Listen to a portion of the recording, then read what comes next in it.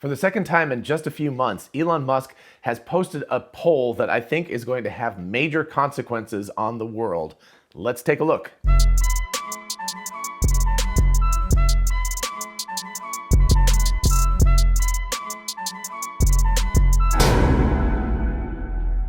And for those of you interested in investing, check out WeBull, an amazing platform for buying and selling stocks, and now cryptocurrencies like Bitcoin, Dogecoin, and others. Open an account and get a free stock valued at up to $200, and fund your account and get another free stock valued at up to $1,600. Check out the link in the description and help the channel at the same time.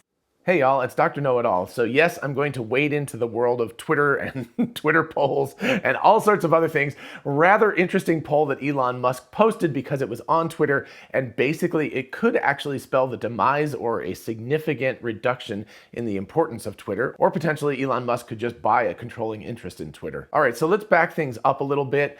Twitter is always coming under fire, along with most other social media platforms, for having biases one way or another, and having, censorship issues going on and having free speech being censored.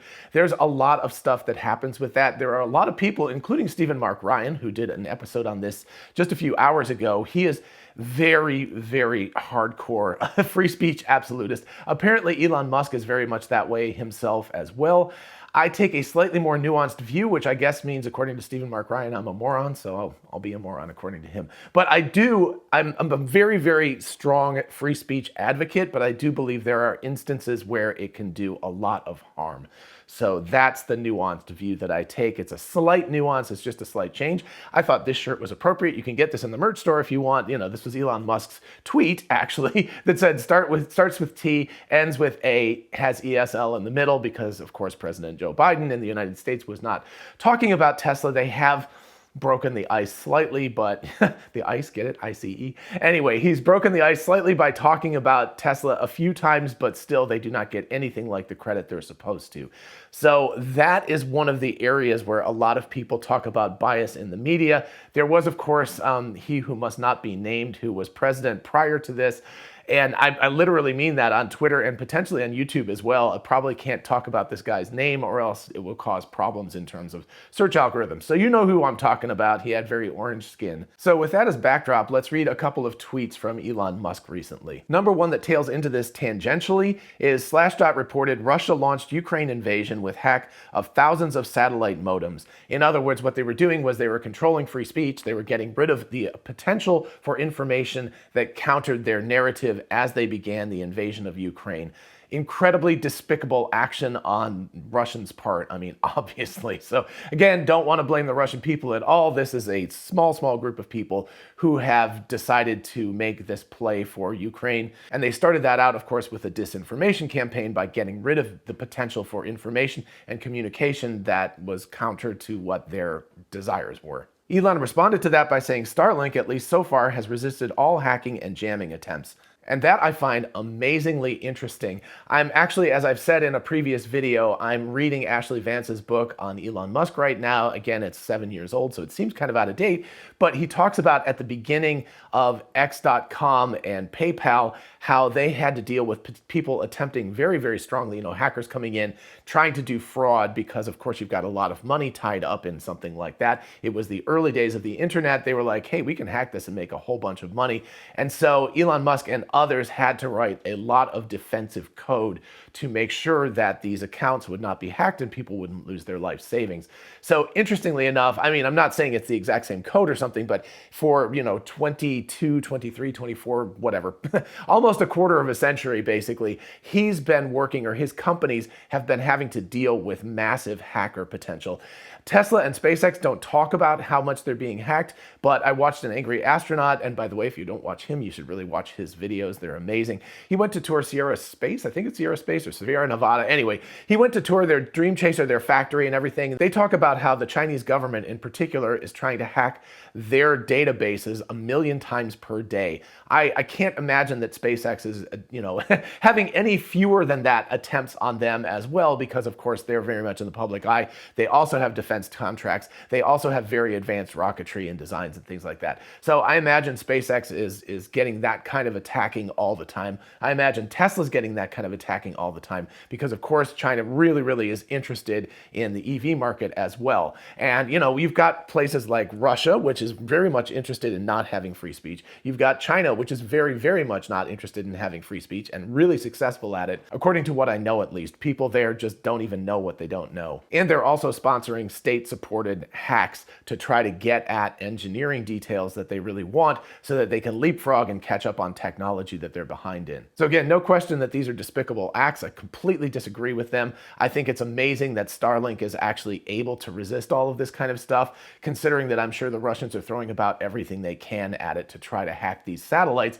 because I think that it's one of the only modes of communication for the military and the civilians in the country anymore. So continue the good work, SpaceX and Starlink. That's amazing stuff that you're able to pull off. So again, that's only tangentially related to what's going on here, but it is related because it has to do with free speech. The next two tweets from Elon Musk are the important ones. Number one, on the 24th, he said, "I'm worried about de facto bias in, quote, the Twitter algorithm, unquote, having a major effect on public discourse. How do we know what's really happening?" And then the next pair of tweets are about a poll. "Free speech is essential to a functioning democracy. Do you believe Twitter rigorously adheres to this principle? Yes or no?" You can see the results are in 2 million votes or so. 70% of people said no, it does not rigorously adhere to this principle. And then prior to the closing of the poll, Elon Musk said, "The consequences of this poll will be important. Please vote carefully." So, of course, if you recall, last fall, Elon Musk asked people whether he should sell some shares of Tesla to help pay taxes and do other things. People said yes, he did it. Now, whether he was going to sell those shares originally anyway is anyone's guess, but he said the results of that poll were very important, and clearly they apparently were. He ended up selling a lot of shares of Tesla. It crashed Tesla for a period of time after it reached its peak, I think back in November. Anyway, so there was a whole bunch of stuff going on with Tesla's stock based on the results of that poll. So it had consequence. And here you have Elon Musk specifically saying that this is a consequential poll, not just a throwaway. People put polls up online all the time and just say, like, I don't know, do you like my cat or dog better or something like that, right? Inconsequential polls. He's specifically saying this is a consequential poll. Interestingly enough, it's a Twitter poll about Twitter on Twitter, So it's a really kind of weirdly mishmashed pretzel logic sort of thing, but also clearly the majority of people, 2/3 or a little bit more than 2/3 of people, said that they do not believe that Twitter adheres rigorously to free speech principles. So first of all, what's going on here and why do I have a slightly more nuanced view than people like Stephen Mark Ryan? I believe that Twitter's algorithm is in fact biased. I don't believe it's a conspiracy theory. So that's my nuance on the whole thing. I think that a lot of people who are more sort of right-leaning in their political views, and I'm not going to really get into the details of all of that stuff, but there is a kind of agenda from the right that says we are the victims. There is a left-leaning liberal bias in the news, and that controls the narrative of the world. Now, if you look at news stations around the world, there are just as many, and they're actually much more popular right-leaning news stations than there are left-leaning news stations, right? And I say news in quotes because once you start putting that much bias into it, you start to get things that are not really concerned with the facts. You just start to get opinions that are dressed up as facts. So I think that you clearly have this going on both camps. And I always liken it to the snake that's eating its own tail. You've got the right and the left. And by the time you get around to the edge, they've just become the same thing. And so the woke crowd and the really conservative crowd are basically the same thing, who are a bunch of snowflakes who say, if you disagree with me, I'm going to cancel you. Either direction is the same thing. So that's my personal opinion. I think being in the middle someplace is a much better place to be. So anyway, I do actually believe that Twitter's algorithm is trying to do the best that it can. And yes, I know that the founder of Twitter is very liberal, left-leaning, and I know a lot of people in Silicon Valley are very much that way. But I think that Twitter attempts to do the best it can, but algorithms always have built-in biases.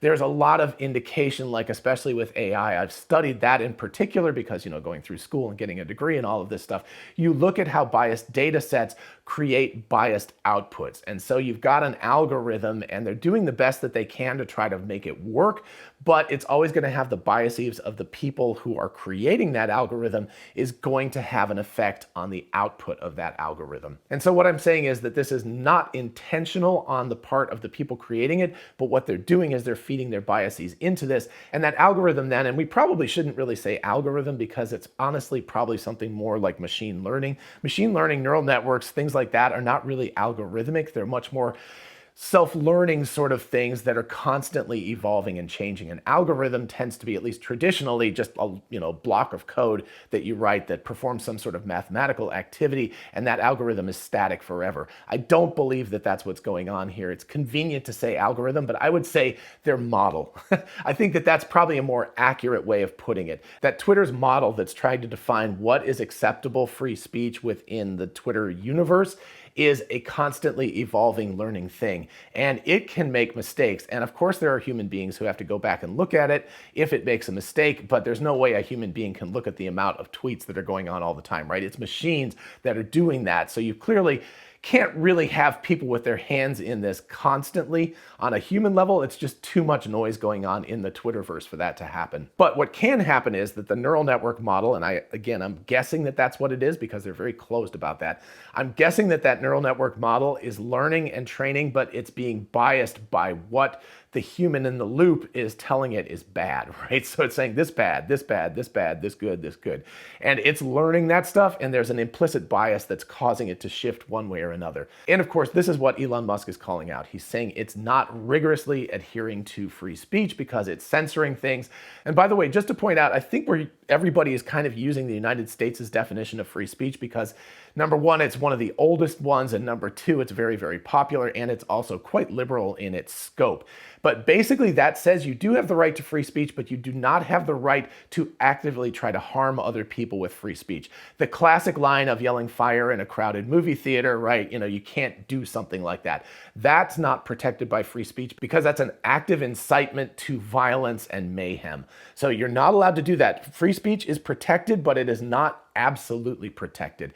And that is the area where I draw some sorts of nuance with other people who are complete absolutists, because I'm like, if you are inciting violence in Twitter or whatever other kind of space you're talking about, that should not be protected by free speech. That's something that needs to have some kind of control on it. And this is the pit that Twitter and every other social media platform falls into. It's like, where do you draw that line? That is a really, really hard thing to discern. It's so difficult, and it's such a slippery slope. And I actually, again, don't believe that there's any kind of malice or anything like that on the part of the people who are running this. I think they're just in one of those situations where once you draw a line in the sand, you've created something that's just going to lead to a giant pit, right?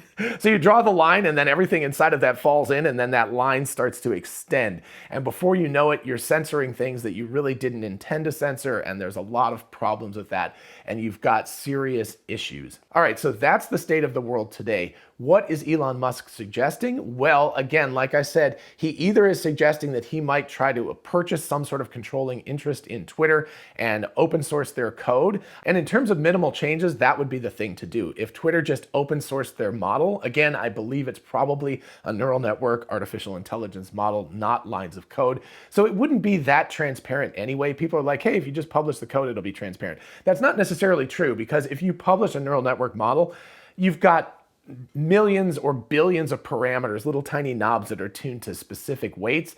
And you can go like, okay, that's great. That's all open source, but we have no earthly idea what each of those little weights are doing. So I think it's naive to say that publishing a neural network model, again, that's an assumption that Twitter is using that nowadays. Maybe they are just using an old school static algorithm, in which case publishing it would make it pretty transparent because you could read it and reverse engineer it and figure it out. If instead it's a neural network model, it's not going to be so simple. It's going to be something where you could publish it all you want and people could look at it, but it's going to be really, really difficult to figure out what any individual element of that model does. So obviously the next step is what Elon could do instead, or he could have somebody else do this, is start another company that competes with Twitter. I was jokingly calling it Chirpy on Twitter, but I think somebody else said Ploppy would be better since Elon Musk is always doing things on the toilet. So anyway, I guess you could flush your plops or something if you wanted to delete it. So I don't know. Anyway, who knows what it would be called? But that is the more extreme example of what Elon Musk could do with the results of this poll. He could announce an entire new company. It could be something like OpenAI, where it's a company that he sort of gives funding to, but doesn't really have an awful lot of direct input into. The guy's a busy guy already. Now, what would these people do? The kind of naive thing to do would be to create a completely open social media platform without any kind of restrictions. You put whatever the heck you want to, you swear on it, you say whatever you want, you say the little green men are all over the place, put on your tinfoil hats. All of that stuff would be fair game on this new platform. Would this work? There are a lot of people who say yes, it would work, because humanity, all the people in the world, would be able to then discern what the reality was from all of the crazy amount of noise that's going on this channel. Do I think it would work? No, I don't. I think it would devolve into some sort of cesspool of little tiny silos everywhere, where people would just echo chamber themselves. They would self-select to only hear things that they want to hear. I personally like to hear people have differing opinions from me. If you haven't seen, I did a point-counterpoint about Sandy Munro and his claim that you need FLIR or forward-looking infrared in order to self-drive a car at this point. I like to have reasoned debates about that. In fact, this particular video is what I consider, I hope, is a reasoned debate where I'm presenting some counterpoints to just free-for-all blanket free speech. And of course, if you disagree and you think that free speech is just an absolute and it should be allowed no matter what, even if it's inciting people to do acts that could harm other people, I mean, I'm definitely interested. Let me know in the comments. I'll read them and I'll be interested to see what you think. Again, try not to be emotional about it and crazy and like, you're the worst person in the world. Try to present reasoned arguments. That's the way that we can go about this and actually have a reasonable debate. Now, the problem with all of this, like I said, that it's going to become a bunch of little silos where people will echo chamber themselves. Number one, that already happens in social media all the time, so we can see the sort of precursor to that happening. And of course, you could combat this by saying, like, look, we're going to build an algorithm that specifically draws in for us particular viewer. If they happen to be super, super right-leaning, we'll bring in stuff that's more left-leaning so that they can see that. Or if they're left-leaning, we'll bring in some right-leaning tweets or whatever the heck the version of this thing is. But we'll bring in some of that so that the person has to look at a collection of things. What might happen is a lot of people really, really, really don't like to have their beliefs challenged. And so people who are sensitive about that and don't like to have their beliefs challenged, there's a good chance that they'll just drop out of the platform and say, not interested, don't like to see things that I don't like. And so again, you'll probably lose a lot of people who are not interested in that type of discourse. That could actually be a good thing, because you can end up with a platform that has people who are a little bit more open to different ideas and such. But the more fundamental aspect of this is you're still creating some sort of algorithm or neural network model that's telling people what they should be reading about or watching, etc. So you always are having to do that. If you've got 100 million people tweeting out once per day, that's 100 million tweets. There's no human being on the planet, even if that was your full-time job, that could read 100 million tweets a day. So you have to have some sort of selection process that goes on and feeds people what they want to read. Now, of course, the problem with Facebook and Twitter and Instagram and all sorts of other social media platforms is that they are commercially driven, and what's most important for them is not what's best for us humans. What's most important for them is lots and lots of eyeballs, lots and lots of clicks, lots and lots of watching their ads, things like that. So if Elon Musk created some sort of more open AI type thing where it was more of an open source, maybe open Twitter. Anyway, if it was more open source and not for profit, if it was specifically designed to be more of a philanthropical type of endeavor, and I could see him doing that and just funding it and getting people together to help fund it, that could potentially work, and it could work substantially better, because at least you're trying to do the best you can for the people who are your customers, rather than the people being the data that you're selling to your actual customers, which is advertising. I think that's the real heart of the problem. It has less to do with people having malicious intent and having a conspiracy theory and saying like, we're going to cause people to only see things that we want to see because we have a really strong left-leaning political agenda. I don't think that's the conspiracy. What the conspiracy is we need to make money to be able to generate things for our shareholders and or pay our employees and or keep the lights on at our office. That's the important part for us. And that's the thing that twists it, because the users of your platform then become the data that you sell to your customers, who are the advertisers. That's the real crux of the issue. And so in order to make something that has quality and will compete with a platform like Twitter, or again, Instagram, Facebook, whatever, you need to be able to get rid of that commercial need. And that just means that it has to be a philanthropical type of endeavor, which means it's going to be a giant money pit, right? And Elon Musk is somebody who's rich enough that he could do that. He might need to put a billion or $2 billion trust in place, and that platform is basically paid out of that trust, the interest or whatever, the stock market, So he does something along those lines to create something like that, just almost like a university, where the university, I know this is not the truth, but at least the ideal for a university is that they're supposed to not be for profit, they're supposed to be for education. So if you think about this, if this became more of a scholastic type of environment, then at least you're getting rid of the commercial aspect of it, which I think is the most egregious problem with social media platforms these days. But we still have that fundamental problem of how do you determine what each individual person sees? That is interesting, and it's going to require a computer algorithm and or a neural network computer model to be able to learn what people like and to feed them that information. And that's a complicated thing, because as soon as you have an algorithm, you have some sort of bias in it. So I think we get right back to the problem of Twitter. Now, Twitter has a lot of layers on top of that basic problem, and you could strip away a lot of that stuff, but you still have the basic problem that if you have 100 million tweets or something's going on per day, you have to direct to individuals, specific ones, rather than all of them. And that's going to require some sort of computer algorithm or some sort of computer neural network model or something like that, which still requires something that could have or will have biases in it. You can't get rid of that. As human beings, we all have biases, and we're going to put that into whatever it is that we create. So I don't know how Elon Musk would get around that problem. I personally think it's a really noble effort on his part if he either forces Twitter to open source their algorithm or their neural network model, or if he goes about creating something that's a not-for-profit type of social media platform. I think that those would have incredible value. So I very much applaud him, and I hope he does it, but I also don't want people to be naive and think that that's just going to immediately solve the problem of free speech. It's still going to be a big issue, and I haven't even touched on the whole issue of, again, Russia and North Korea and China and plenty of other countries in the world that just ban free speech anyway whenever they feel like it.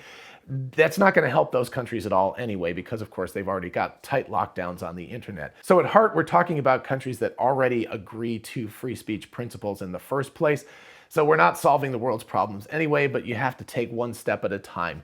I think that it is a rather existential problem. It may not seem like as big a deal as green energy or going into space or something like that, but it actually is, because human beings need to be able to be free to think and to interact with opinions that differ from theirs, because that's the only way you can learn. If you only ever have somebody saying yes to you, you never learn. Failure is actually the most important thing in life.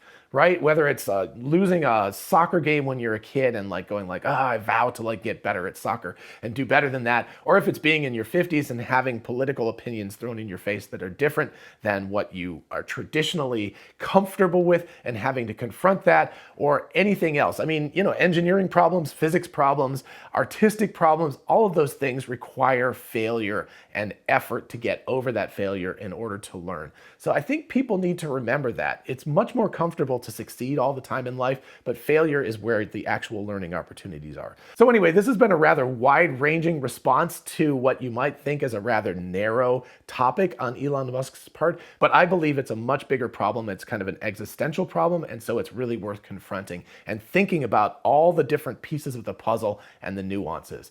I'd be very interested to find out what you have to say about it. I have a feeling I won't even have to ask. I'll probably find out a lot in the comments. It's probably going to be crazy town there. Just remember, keep the crazy out of it, not like that. Try, if you have opinions about this, try to present them in a calm, rational, reasonable manner with some data to back you up. That's all fine. Or just say it's my opinion, right? I don't have data, but this is my opinion, but do it in a constructive manner. Be pleasant with each other. That's what I'm asking. All right. I hope you enjoyed this episode, found it fun and thought-provoking, and probably a little emotionally provoking as well. If you did enjoy the video, definitely like it. Speaking of algorithms, that's how YouTube's AI works. It needs that. And also consider subscribing for more of this kind of content. As always, a huge shout out to my patrons on Patreon. Thank you all so much. There's a bunch of us that are going to Texas. And by the way, I I just saw that they have an advertisement now. It's called Cyber Rodeo, Giga Texas, with like neon lights and stuff. So this looks like a lot of fun. All of us are really hoping that we get tickets. Hopefully we will get tickets in. It should be a total blast. Anyway, I will be there with bells on and maybe a cowboy hat. Who knows? I don't know that I look good in a cowboy hat, so maybe I'll avoid the cowboy hat, but there is one right back there that I got in Wyoming when I was a little kid, so anyway, maybe I'll bring that with me, try to go full Texas when I go there. But anyway, thank you again so much to my patrons on Patreon, because you all are helping me to be able to get to Texas, and I can't wait to meet a lot of you while I'm there. And of course, if you want to join the team, definitely check out the link in the description. And if you're interested in a whole bunch of really cool merch, check out our merch store. Link is in the description. We have TeslaBot t-shirts, the Tesla meme t-shirt, Success is a Possible Outcome, 4680 battery cells. All of that stuff is on t-shirts, mugs, tumblers, and on. So check it out. And for those of you interested in investing, check out WeBull, an amazing platform for buying and selling stocks, and now cryptocurrencies like Bitcoin, Dogecoin, and others. Open an account and get a free stock valued at up to $200, and fund your account and get another free stock valued at up to $1,600. Check out the link in the description and help the channel at the same time. Thank you. And finally, don't forget we are both Tesla and Amazon affiliates. If you look in the description, you can see how going shopping for a solar roof, a Powerwall, or anything on Amazon helps out the channel. In the meantime, I'll see you in the next one. Bye-bye.